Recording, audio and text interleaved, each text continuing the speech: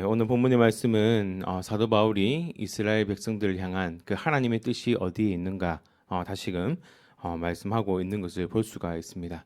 하나님께서 이스라엘 백성들을 노예 생활 가운데서 불러내셨지 않습니까? 하나님께서 그들을 택하여 그들의 믿음의 선진이었던 아브라함과 이삭과 그 야곱의 그 약속을 기억하시면서 그들을 출애굽하여 하나님의 백성, 하나님의 이스라엘로 그들을 불러 주셨습니다. 가히 하나님의 은혜 없이는 그들의 삶을 이야기할 수 없는 그들의 인생 여정을 우리는 잘 알고 있습니다. 그러한 은혜를 받았고 그러한 선물을 누렸다면 당연히 이 이스라엘 백성들이, 이 유대 백성들이 하나님만을 바라고 하나님만을 높이며 살아야 하는데, 하나님께서 그들의 인생, 그들의 삶 가운데 영원한 참된 구원자 메시아이신 예수 그리스도를 보내주셔서 그를 우리 눈앞에 보여주시고, 또한 우리의 죄 때문에 십자가에 못 박아 우리의 죄를 속량해 주셨음에도 불구하고 이 유대인들이 그 하나님, 그 아들 독생하신 예수 그리스도를 믿지 않더라는 겁니다. 결국은 하나님의 은혜로, 하나님의 그 부르심으로 우리를 택하여 불러주셨는데, 이 이스라엘 백성들은 그 부르심의 은혜를 기억하지 못하고 그들은 오히려 하나님과 원수된 자로 살아가고 있는 것이 지금의 현 상황입니다. 지금까지도 아직 이 이스라엘 백성들은 예수 그리스도를 인정하지 않습니다. 하나님과 대치하여서 자신들이 기다리는 그 메시아가 오기를 아직도 기다리고 있는 그러한 상황을 살아가고 있는 모습들을 보면서 우리의 모습들 속에서 과연 우리는 그 하나님의 그 은혜, 내가 받아 누릴 수 없는 그 은혜 가운데 하나님의 그 사랑 가운데 감사하며 살아가고 있는가? 나는 어떻게 부르심을 받았는가? 다시금 생각해 보게 됩니다. 오늘 말씀에는 하나님의 은사와 부르심이다라고 이렇게 말씀하고 있는데, 이 은사와 부르심이라고 하는 것은 거저받은, 나에게 부여된 이 모든 것들이 내가 어떠한 수고와 노력으로 내게 주어진 것이 아니라 하나님의 전적인 은혜로 내게 주어졌고 내게 부여된 것들이라는 것을 말씀하고 있는 것입니다. 우리가 수고해서 우리가 일하고 노력하고 나의 어떠한 수고와 노력 때문에 얻었다면 당연히 그것은 내가 취할 수 있는 나의 권한이 생깁니다. 하지만 내게 주어진 것 가운데 내가 수고하지 아니하고 내가 노력하지 아니하고 내가 어떠한 행위를 하지 않았음에도 내게 주어지는 것에 대해서는 우리가 권리 행사를 하기가 어렵습니다. 그런데 하나님께서는 우리를 불러주시고 우리에게 베풀어 주신 그 은혜와 은총들이 거저 우리에게 주어졌다라고 이렇게 말씀하고 있는 것입니다. 하나님께서 우리에게 나타내어 주신 그 은혜, 무엇이 있겠습니까? 이 세상에 어떠한 많은 삶 가운데 주어졌던 많은 복과 은혜들이 있겠지만 하나님께서 우리를 향한 가장 큰 은혜, 그것은 바로 예수 그리스도를 통한 구원이 우리에게 가장 큰 은혜라는 것을 우리는 기억해야 합니다. 이스라엘 백성들도 그들의 그 구원 역사가 비록 육체적으로 보기에는 노예 생활이었고 압제당하는 삶을 살았지만 하나님이 그들의 삶 가운데 육신적으로 보여줬던 그 출애굽의 역사가 그들의 육신의 구원뿐만 아니라 그들의 영혼을 구원하시고자 하는 하나님의 섭리를 눈으로 보여주는 하나의 모델이 되고 있는 것을 우리가 볼 수가 있습니다. 그러니 이 이스라엘에게는 하나님이 주신 이 특별한 선민이라고 하는 이러한 특권이 있습니다. 그런데 이 특권이 있다고 해서 마냥 구원받을 수 있느냐? 그것은 또 아니라는 겁니다. 하나님께서 이들에게 부여하신 이 은혜, 하나님이 조건 없이 베풀어 주신 그 사랑 가운데 이들이 하나님의 그 말씀대로 순응하며 살아가는 것이 아니라 하나님의 말씀에 역행하여 살아가니 하나님께서 이들에게 심판과 하나님께서 환난들을 그들에게 배열해 놓은 것을 우리가 볼 수가 있습니다. 하나님께서 이들에게 또 주어진 그 사명, 하나님께서 감당하기 위한 그런 도덕적 그리고 지적인 자질들을 이들에게 감당할 수 있도록 하나님께서 다 베풀어 놓으셨음에도 불구하고 이들은 하나님의 그 은혜, 그 사랑 가운데 누렸던 이 특권 의식만을 그들이 생각하고 받아 누리는 것만 생각할 뿐, 내가 어떻게 살아가고 어떻게 고백하고 어떻게 증거해야 하는지에 대한 책임은 그들이 지려고 하지 않는 것을 우리가 볼 수가 있습니다.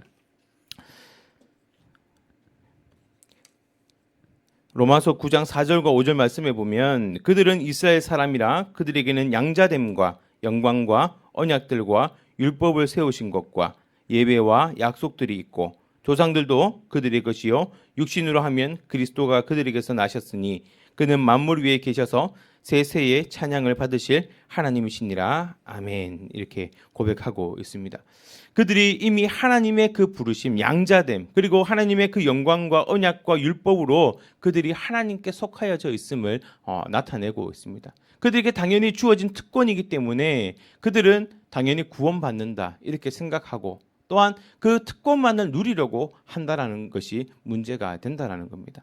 우리는 구원받았기 때문에 그 구원받음에 대한 특권을 누리기 이전에 내가 그에 합당한 삶을 살아야 됨을 우리에게 말씀하고 있는 것입니다. 내 삶은 하나님을 믿노라 말은 하지만 삶의 모습 속에서는 그 열매가 맺혀지지 않는다면 우리는 오늘 이 이스라엘 백성들이 하나님 앞에서 너희가 그 부르심과 그 하나님의 그 은사 가운데 주어졌던 그 삶에서 하나님과 화목하고 하나님의 구원을 이루는 삶이 아니라 하나님과 원수되어져 있던 그 유대인의 모습과 다를 바가 없다라는 것입니다. 그런데 여기서 중요한 것은 하나님께서 그러한 이스라엘 백성들을 하나님께서는 포기하지 않으신다라는 겁니다. 하나님이 그들을 불렀고 그들에게 베풀었던 그 은혜에 대해서 하나님이 후회하시지 않겠다 이렇게 말씀하고 선언하고 계시는 겁니다. 우리 같으면 내가 이러한 은혜를 베풀고 이러한 사랑을 베풀었는데 그에 합당한 모습으로 피드백 되어지지 않으면 그의 모습이 우리에게 돌아오지 않으면 우리는 화가 나지 않겠습니까? 내가 선대하고 그들이 어려울 때 내가 잘 베풀어주고 그들의 눈물을 닦아주고 그들이 올 때 함께 울어주고 함께 웃어주었는데 막상 내가 상황이 어려움이 있거나 또한 내가 도움을 받아야 그들 상황이 될 때 그들이 모른 척하거나 아니면 그들이 나의 그 베푼 일에 대하여 고마움을 못 느낀다면 우리는 당연히 그 사람과 의절을 하게 될 것입니다. 그런데 하나님께서는 오늘 이 이스라엘에 대하여 내가 이들을 불렀고 또한 이들에게 조건 없이 베풀어준 이 사랑과 이 은혜에 대하여 내가 후회하지 않는다 이렇게 말씀하고 있는 것을 볼 수가 있습니다. 이들의 자격 조건, 하나님의 그 은혜를 받을 수 있는 조건이었습니까? 그렇지 못했습니다. 그 누구도 그들도 보지 않는 노예의 삶, 그 고난과 힘듦과 어려움 속에 찌들어 있던 그들의 삶 누가 되돌아보았겠습니까? 그런데 하나님께서는 그들에게 그 베풀어 주고 그들을 구원해내고 그들의 삶을 하나님께서 이스라엘이라고 하는 이름 가운데 살아갈 수 있도록 젖과 꿀이 흐르는 가나안을 허락해 주셨음에도 이들은 그 하나님을 온전히 믿지 못하고 또 하나님께 순종하지 않았음을 볼 수가 있습니다. 그런데 하나님은 이 모습에 대하여 후회하지 않으신다 이렇게 말씀하고 있습니다. 왜 후회하지 않으실까요? 왜 하나님께서 이 약속했었던 그리고 또 하나님께서 이루어 가실 그 언약에 대하여 왜 번복하지 않으실까? 하나님의 이 후회는 인생이 아니시기 때문에 하나님이 그 하신 일에 대하여 결코 후회가 없고 하나님께서 이 이스라엘 백성들에 대한 그 구원의 계획은 지금 아직 성취되지 않았을 뿐 아직도 진행되어져 가고 있음을 우리에게 말씀하고 있는 것입니다. 다시 생각해 보면 오늘 저와 여러분이 그리스도 예수를 믿는 하나님의 자녀의 백성으로 부르심을 받았는데 내 삶이 하나님의 뜻에 합당하지 못한 삶으로 살아갈 때가 우리는 다분히 있습니다. 우리가 하나님께 힘들 때는 하나님을 향하여 우리가 고개를 들다가 어려움이 있으면 우리가 하나님께 등을 돌려버린다는 거죠. 내가 좋을 때, 내가 기쁠 때는 하나님을 찾지만 정작 내 상황이 어려움에 처하고 내가 앞길이 없을 때는 그 하나님에게 등을 돌려버리고 또한 내가 더 생각했던 것보다 내 삶이 잘 되어지면 그 베풀어 주신 은혜에 감사하고 하나님을 바라보아야 할 터인데 그 하나님을 바라보지 않고 내가 등을 돌릴 때가 있더라는 겁니다. 그럼에도 하나님께서는 우리에 대하여 등을 돌리시는 것이 아니라 끝까지 하나님이 우리에 대한 그 구원의 계획이 온전히 성취되고 이루어질 때까지 하나님께서는 끝까지 우리를 지켜봐 주시고 기다리시고 구원하신다라는 것을 우리에게 말씀하고 있다라는 겁니다. 오늘 이 이스라엘 백성들이 하나님의 선민으로 택함 받았고 이들의 구원이 주어졌지만 그들이 그 자격을 가지지 못함으로 그 구원의 역사가 이방인에게 흘러나오게 되었습니다. 하나님께서 예수님께서 예화 가운데 한 부자가 잔치를 베풀지 않습니까? 많은 사람들을 초대했습니다. 그런데 그들이 오지 않음으로 말미암아 거리에 있는 사람들, 자격이 없는 사람들 중에 그들을 불러 모아 그들이 이 잔치에 참여할 수 있도록 은혜를 베푸신 것. 오늘 우리는 선민은 아니었지만, 오늘 우리는 유대인은 아니지만 그들이 하나님의 뜻에 합당하지 못함으로 말미암아 구원이 우리에게도 흘러와서 우리가 구원받은 자격 조건이 되었던 것처럼 오늘 우리의 삶 가운데 또한 우리가 그 도구로서 이 유대인들을 다시금 구원에 이르게 하는 하나님의 귀한 도구로서 쓰여질 수 있음을 우리가 기억해야 함을 우리는 기억해야 합니다. 사랑하는 여러분, 오늘 우리는 어떠한 조건이 있고 어떠한 자격이 있기 때문에 하나님의 부르심을 입었겠습니까? 하나님께서 우리에게 어떠한 요구사항을 하셨기 때문에 그에 합당하기 때문에 우리는 그 하나님의 부르심을 입었는가 생각해 볼 필요가 있습니다. 제가 신학교 다닐 때 그 동기들이나 이제 다른 전사님들하고 이런 얘기들을 했습니다. 만약에 우리가 세상 가운데 그냥 일반 사람들처럼 내버려져 있었더라면 과연 우리가 세상 가운데 해악되는 모습으로 살아가지 않고 정말 정결한 모습, 거룩한 모습으로 얼만큼 살아갈 수 있을까 하면서 이렇게 자신의 연약함들을 이렇게 막 이야기할 때가 있었습니다. 과연 하나님께서 내가 자격이 되어서 이 학교를 보내셨는가? 내가 무엇인가 뛰어나고 능력이 있어서 나를 지금 이곳에 보내셨고 이 자리에 세우셨는가? 그래서 우리가 생각해 볼 때에 우리의 모습과 우리의 자격은 하나님 보실 때에 아마 자격이 미달하는 그러한 삶의 모습이 아닐까 다시금 생각해 보게 됩니다. 어떤 사람은 대학 교수일 수도 있고요, 목회자일 수도 있고, 어떤 사람은 일을 하는 사람이 있고, 농부일 수도 있고, 어떤 사람은 사업가, 어떤 사람은 선생님으로 여러 가지 모습들로 다 하나님의 그 부르심을 받아서 우리가 이 자리에 있습니다. 하지만 그것이 내 삶의 자격이나 조건이 되어지는 것은 아니라는 겁니다.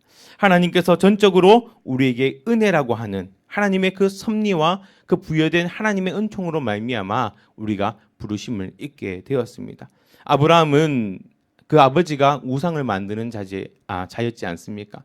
그런데 하나님께서 그 우상 만드는 그 자리에서 그를 불러내셔서 어딘지 알지 못하지만은 하나님께서 지시할 땅, 하나님께서 가리키실 그 땅으로 인도하여 내셨을 때에 그 아브라함이 믿음으로 하나님의 말씀에 순종하여 갔고, 또 다윗은 어떻습니까? 어린 목동이지 않았습니까? 그런데 하나님께서 그를 불러서 블레셋이라고 하는 큰 군대에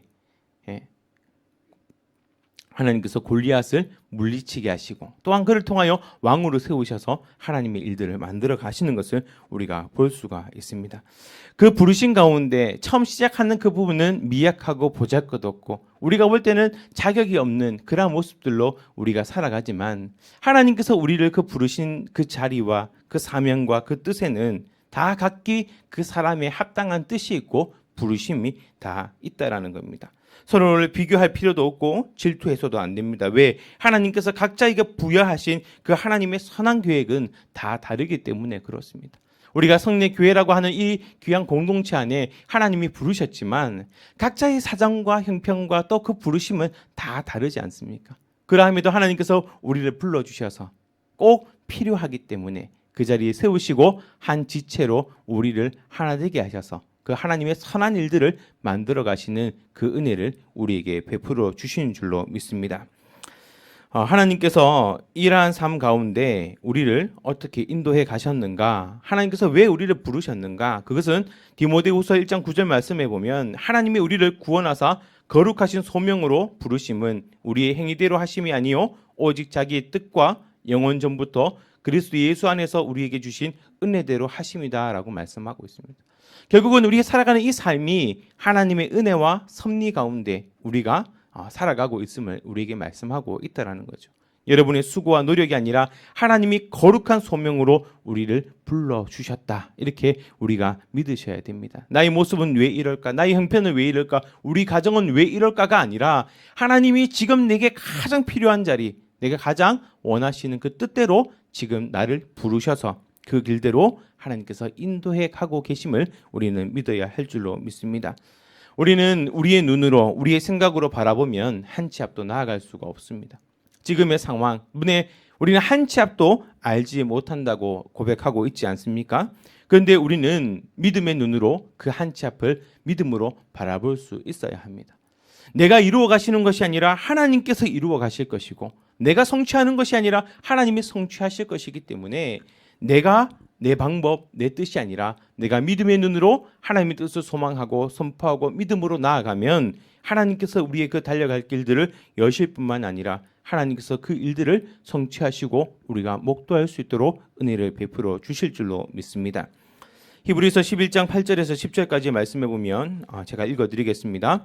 믿음으로 아브라함은 부르심을 받았을 때에 순종하여 장래의 유업으로 받을 땅에 나아갈새 갈 바를 알지 못하고 나아갔으며 믿음으로 그가 이방의 땅에 있는 것 같이 약속의 땅에 거류하여 동일한 약속을 유업으로 함께 받은 이삭 및 야곱과 더불어 장막에 거하였으니 이는 그가 하나님이 계획하시고 지으실 터가 있는 성을 바랐음이라 라고 말씀하고 있습니다. 내가 목표하는 것, 내가 생각하는 것, 내가 뜻하는 것을 이루어 가시는 것이 아니라 아브라함이 바라본 것은 하나님께서 계획하시고 지으실 터가 있는 그 성을 바라보았다 이렇게 말씀하고 있습니다. 본인이 그 모든 일을 이루어 성취한 것이 아니라 그의 아들 이삭과 그 야곱과 더불어 그 장막에 거하시는 그 하나님의 그 은혜를 통하여 하나님께서 그 일들을 성취하심을 믿음의 눈으로 바라보고 나아갔더니 하나님께서 이 아브라함을 믿음의 조상으로 그의 자녀들을 믿음의 후손들로 세우셔서 하나님의 뜻을 이루어 갔음을 볼 수가 있습니다.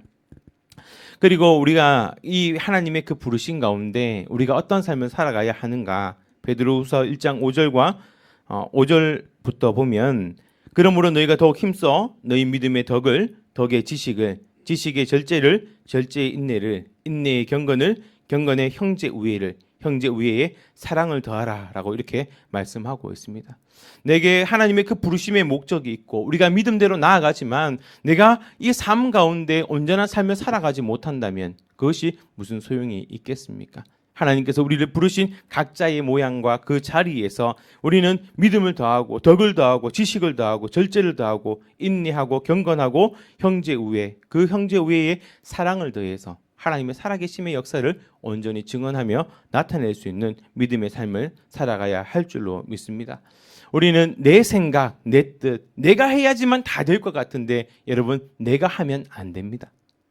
내가 계획하면 안 되고요.